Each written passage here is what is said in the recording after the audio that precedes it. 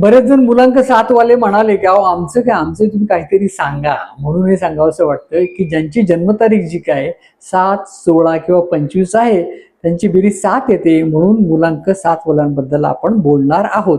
यांचा नेपच्यून ग्रहाचा यांच्यावरती प्रभाव असतो. अर्थातच याला अध्यात्माची आवड असते, ते क्युरियस असतात, त्यांना शोधनाबद्दल काहीतरी करावंसं वाटत असतं, म्हणून ते वेगवेगळ्या ग्रंथांचा खूप छान वाचन करत असतात, भावना प्रधान असतात.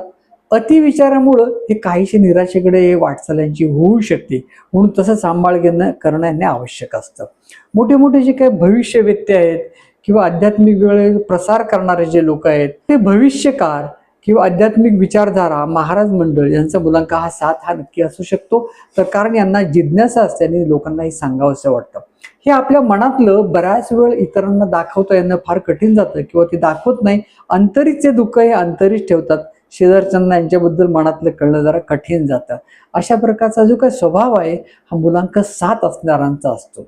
अर्थातच मुलांक 7 असणारा जो पती आहे तो कुटुंबवत्सल असतो. त्यांना कुटुंबाची चांगली छानशी काळजी घेणं त्यांना आवडत असतो.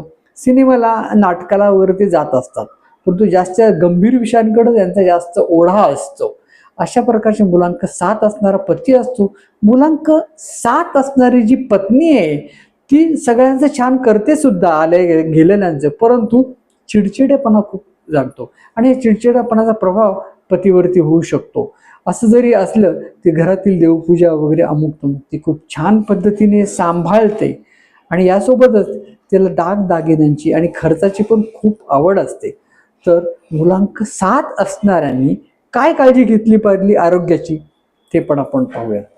ते विचार अति करतात. विचार अति केल्यामुळं मनाचा त्यांचा जो काही संशय आहे, मनावरती ताबा ठेवणं त्यांना काहीसे कठीण जाऊ शकतं, म्हणून मानसिक आजारांपासून त्यांनी स्वतःला दूर ठेवणं आवश्यक असतं. म्हणून ध्यान, धारणा, प्राणायाम ते करू शकतात.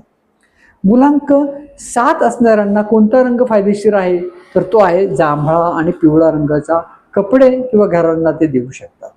आणि सोबतच त्यांनी जर का पाचू, त्याचप्रमाणे पुष्कराज, मोती अशा प्रकारचे रत्न जर का परिधान केले तर त्यांच्या स्वभावाला किंवा विचारधारा अधिक होण्याला त्यांना मदत होऊ शकते. तसे हे बौद्धिक कौशल्यांचं खूप छान असतं, म्हणून विनोद सुद्धा हे अतिशय बौद्धिक स्तरावरती गरज असतात. त्यामुळे यांची समाजात एक वेगळीच अशी छाप पडते.